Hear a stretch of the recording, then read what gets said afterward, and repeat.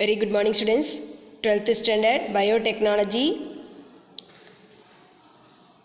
They discuss about the biotechnology of in previous class, tools of the recombinant DNA technology, or DNA technology in சொல்லுவோம். The tools of the recombinant DNA technology are enzymes, vector and then host. Last class we will discuss about the restriction endonuclease enzyme, linkase enzyme and then alkaline phosphate enzyme.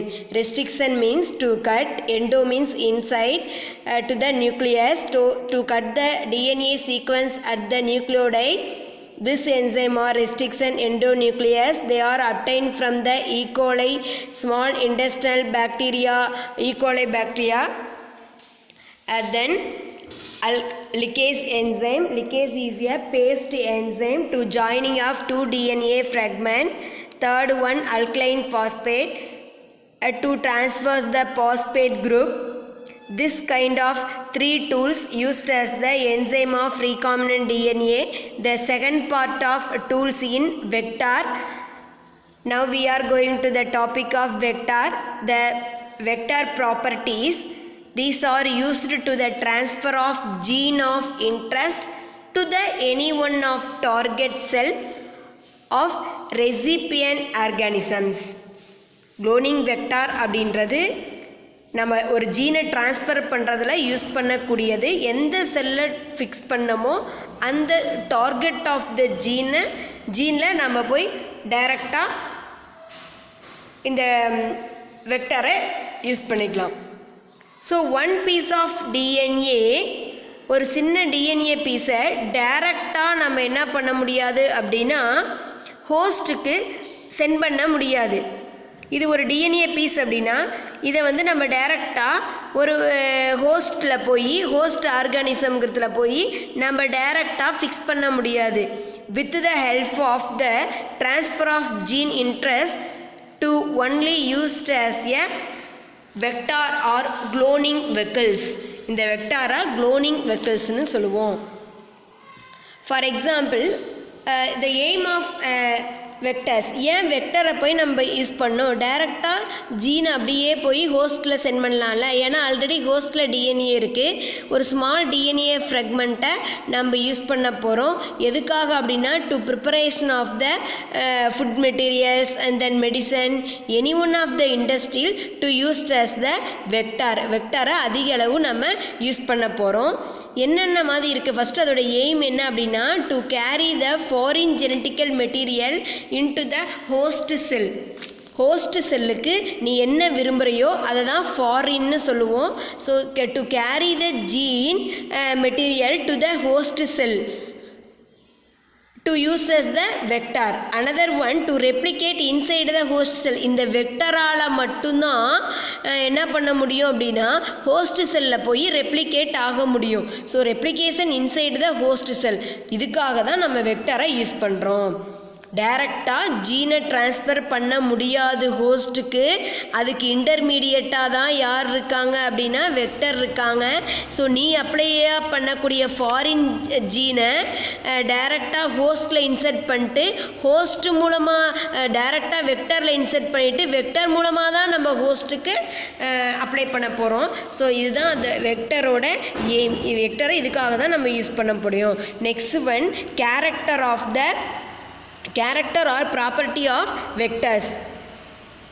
All vectors are contained in ORI. ORI means origin of replication to inside the host cell.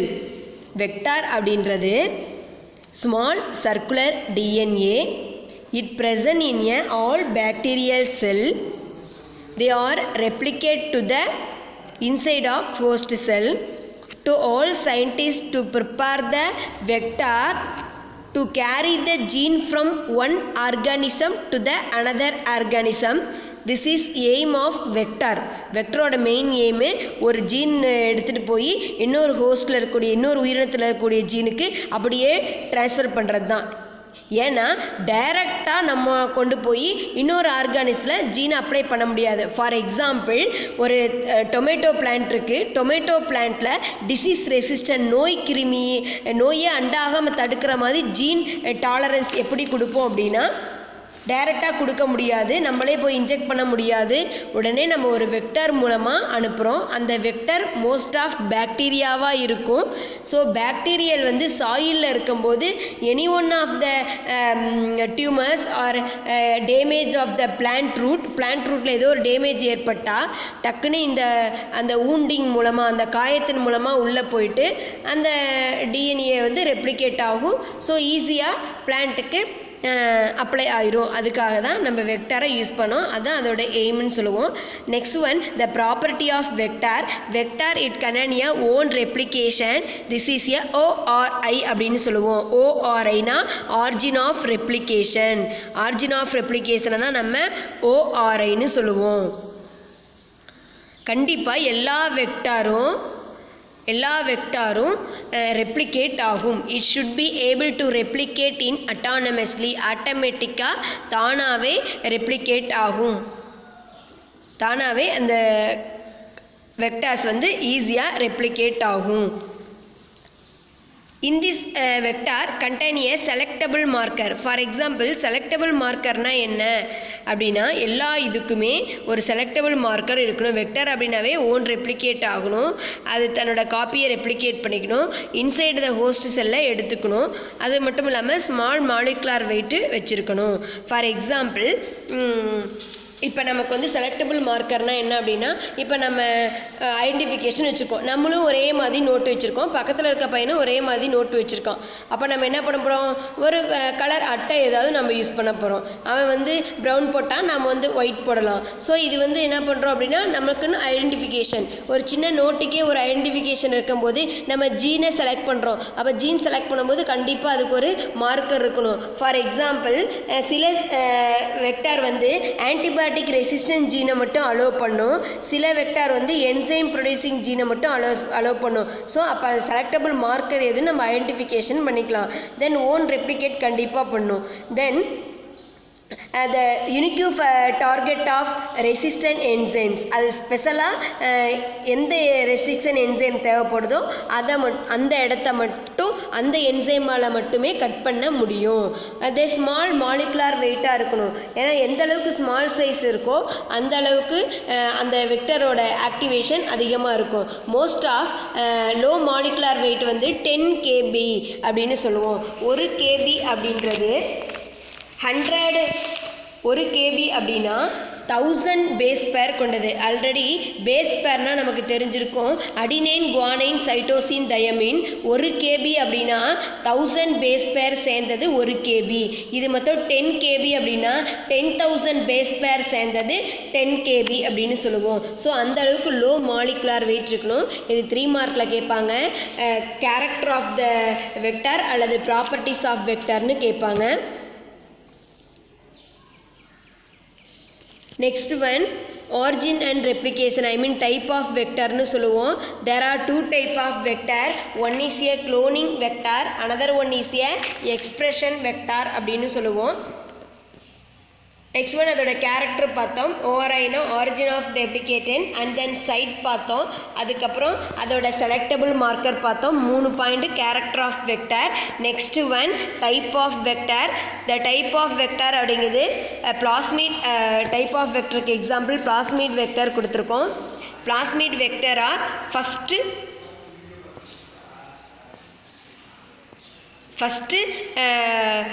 vector to be used in a genetic cloning for plasmid vector. First இந்த வெக்டாரை தான் அதிகமாக நம்ம use பண்ணியிருக்காங்க. First இந்த மாதிரி ரிசர்ச்சில் அதிகமாக use பண்ணது பிளாஸ்மிட் வெக்டார்.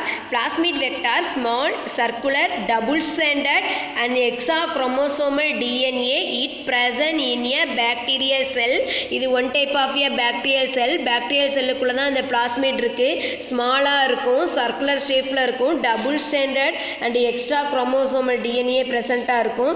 தேர் ஓன் ரெப்ளிகேட்டன் ஓன் தானாகவே மல்டிப்ளிகேஷன் ஆகிக்கும். Present in a bacteria and some kind of eukaryote எல்லாத்துலேயும் இது ப்ரெசண்ட்டாக இருக்கும்.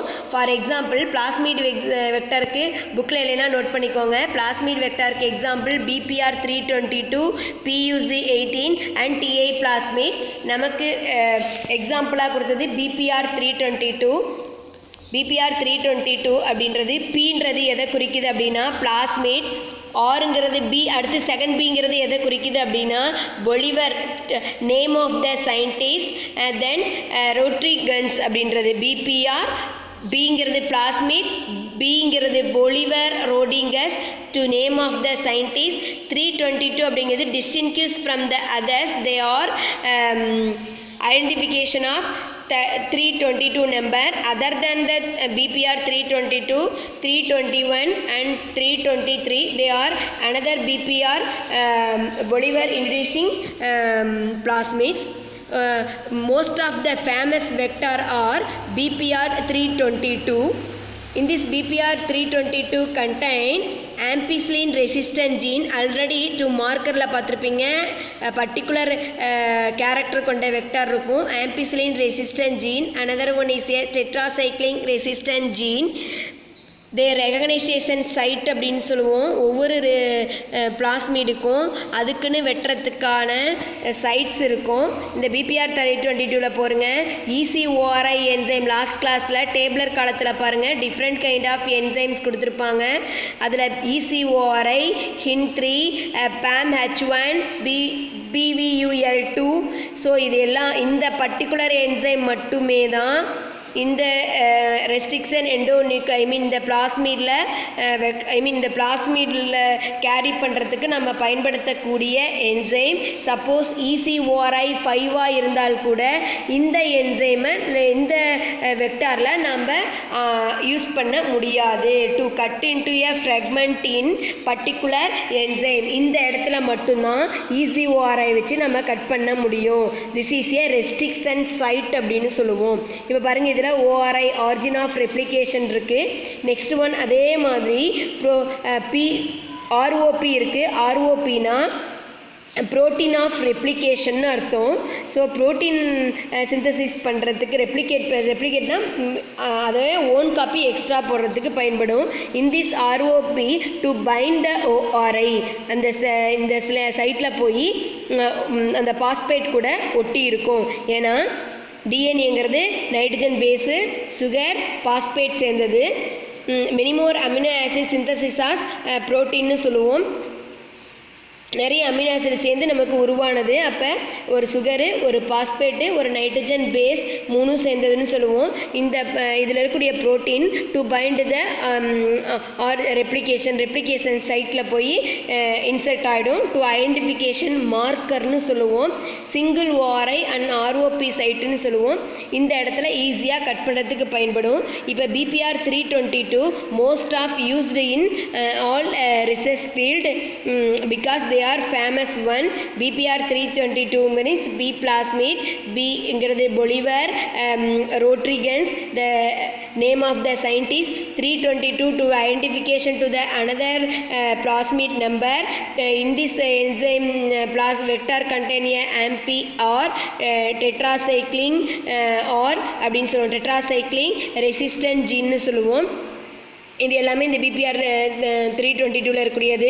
3 என்சைம்ஸ், இதில் 4 என்சைம்ஸ் வந்து கரெக்டாக அந்த இடத்துல கட் பண்ணலாம். ஃபார் எக்ஸாம்பிள் HIND3 அப்படின்னா இந்த இடத்துல நீட்டாக கட் பண்ணிக்கும். PAMH1 அப்படின்னா இந்த இடத்துல கட் பண்ணும். ஸோ இந்த என்சைம் மட்டும்தான் இந்த வெக்டாரில் யூஸ் பண்ண முடியும். நெக்ஸ்ட்டு வெக்டார் TI பிளாஸ்மின்னு சொல்லுவோம். TI plasmid vector they are found in agrobacterium tumefaciens. They are soil inhabiting. Note பண்ணி வச்சுக்கோங்க. Agrobacteria means soil inhabiting bacteria. They are responsible to the inducing tumour. Tumour induce பண்ணுறனால தான் அதுக்கு TI பிளாஸ்மிட்னே சொல்கிறோம். டியூமரை induce பண்ணுறனால தான் TI plasmid. Tumour inducing plasmid it present in a bacteria TI பிளாஸ்மின்னு சொல்லுவோம். இப்போ அக்ரோபாக்டீரியத்தில் இருக்கக்கூடிய பிளாஸ்மிடோட டயக்ராம் தான் நம்ம கொடுத்துருக்காங்க.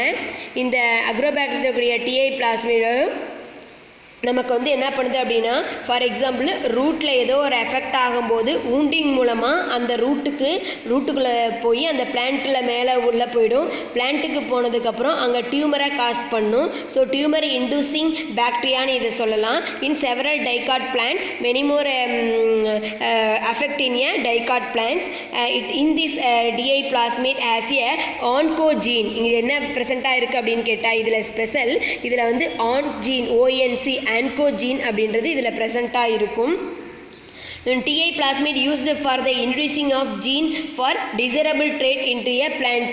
நிறைய பிளான்ட்ல ரிசர்ச் பண்ணுறதுக்கு நம்ம TA plasmid யூஸ் பண்ணிக்கிறோம். ஏன் அப்படின்னா in this bacteria present in a soil inhabiting மண்ணில் வாழக்கூடிய ஒரு பாக்டீரியா. ஸோ அதனால் ஈஸியாக ஏதோ பிளான்ட்ல ரிசர்ச் பண்ணுறதுக்கு இந்த TA plasmid உள்ள வெக்டரை நம்ம அதிக அளவு யூஸ் பண்ணிக்கலாம். It found in Agrobacterium response for the inducing tumor. It has oncogene for the oncogenicity. TA plasmid used for the introduction of gene in desirable traits to the plants. இதெல்லாம் TA plasmid குரிய points. Next one, the tools for genetic engineering. The third part, one is a enzyme. Three kind of enzyme mainly used as the recombinant. Second one is a vector. Vector means BPR 322 பார்த்தோம். TA plasmid இதெல்லாம் important வெக்டார்னு சொல்கிறோம். Third one ரீகாமினன்ட்டில் டூல்ஸாக இருக்கக்கூடியது வந்து host cell. Next one the transfer of RDNA into the host. which cells are receiving RDNA? in these cells are host cell. RDNA அப்படின்றது வெக்டாரையும் plus நம்ம யூஸ் பண்ண நமக்கு என்ன தேவையோ நீ என்ன செல்லை பெஸ்ட்டுன்னு லைக் பண்ணுறோமோ அந்த டிஎன்ஏவும் ரெண்டோட காம்பினேஷன் தான் ரீகாம்பினன்ட் டிஎன்ஏ அப்படின்னு சொல்லுவோம். ரெண்டு பேர்த்தோட காம்பினேஷன் தான் RDNAன்னு சொல்லுவோம். RDNA inject into the host cell. Host cell means the receiving RDNA is a host cell. Many type of host cell are available in the organism. Maybe unicellular and then prokaryotic and then eukaryotic. Unicellular இருக்கலாம், multicellular இருக்கலாம். Maybe ப்ரொகேரியாட்டா இருந்துச்சுன்னா பாக்டீரியாவை use பண்ணலாம், fungi use பண்ணுறோம்.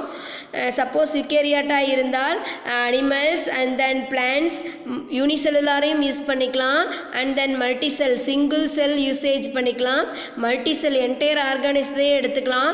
Most of ஆர்கானிசம்ஸில் யூனிசெல் தான் அதிகமாக research பண்ணியிருக்காங்க. ஸோ இது வந்து ஹோஸ்ட் செல்லாக நம்ம ட்ரீட் பண்ணக்கூடிய methods.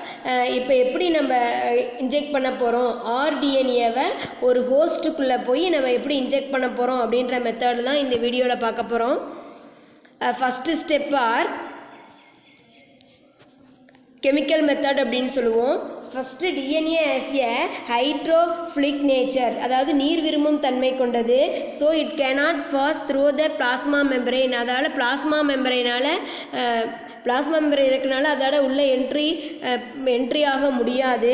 So certain treatment made in the host cell to the complement of the RDNAவை காம்பின்மெண்ட் பண்ணுறதுக்கு நம்ம வந்து ஹோஸ்ட் செல்லில் வந்து ட்ரீட் பண்ணக்கூடிய ட்ரீட்மெண்ட்டை தான் சொல்லுவோம். Because DNA is a hydrophilic in nature. So special treatment for the plasma membrane. First method is a chemical. There are two type of method. One is a direct method, another one is a indirect method னு சொல்லுவோம். direct method vector use பண்ணாமல் பண்ணக்கூடியதை வந்து direct method னு சொல்லுவோம். வெக்டரில் use பண்ணக்கூடிய மெத்தடை வந்து indirect method னு சொல்லுவோம்.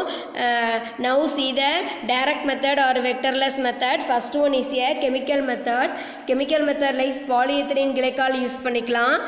And then sulfate induce பண்ணிக்கலாம் to the plasma membrane. First one, the treatment of host cell with divalent of calcium. calciumத்தில் ஃபஸ்ட்டு கால்சியம் இருக்கக்கூடிய இடத்துல, ஏன்னா கால்சியத்தில் 2 bonding இருக்குது. ஸோ பிளான்ட் செல்லில் வந்து நம்ம கால்சியத்துக்குள்ளே நம்ம அப்ளை பண்ணுறோம். To increase the changes of RDNA enter into the host செல்லுக்குள்ளே அலோவ் பண்ணுறதுக்கு ட்ரீட்மெண்ட் கால்சியத்தை ட்ரீட்மெண்ட் பண்ணுறோம். To incubation of in ice, calcium to incubation of ice. add recombinant DNA again to treatment of the ice. After these are placed at 42 degrees centigrade. This process enables to the bacteria to take up in a RDNA method. First எடுத்தோடனே host செல்லில் வந்து கால்சியத்துக்குள்ளே treatment பண்ணுறோம். Maybe example of E coli bacteria எடுத்துக்கலாம். உடனே அந்த இது rDNA entry ஆகிறதுக்கு நம்ம ஐஸில் ஆட் பண்ணுறோம் ஹோஸ்ட்டை. அடுத்து ரீகாமினன்ட் டிஎன்ஏவை வந்து அதில் ஆட் பண்ணிவிட்டு அனதர் ஐஸில் நம்ம மறுபடியும் வைக்கிறோம். ஐஸில் எடுத்துகிட்டு உடனே நம்ம எடுத்ததுக்கப்புறம் 42 டிகிரி சென்டிகிரேடில் ஹீட் பண்ணுறோம். அப்போ இந்த ப்ராசஸ்க்கு பேர் தான் ஹீட் ஸ்ட்ரோக் மெத்தட் அப்படின்னு சொல்லுவாங்க. Sudden changes to ice into heat stroke அப்படின்னு சொல்லுவோம். After this process enable to bacteria to take up in rDNA. இந்த மெத்தட் அதிக அளவில் யூஸ் பண்ணுறாங்க. Next one micro injection. RDNA solution is directly injected into the nucleus of host cell. நியூக்ளியஸ்குள்ளே add பண்ணிக்கலாம். For example இதுக்கு நான் ஒரு example சொல்கிறேன். ஃபஸ்ட்டு 2 மவுஸ் இருக்குது.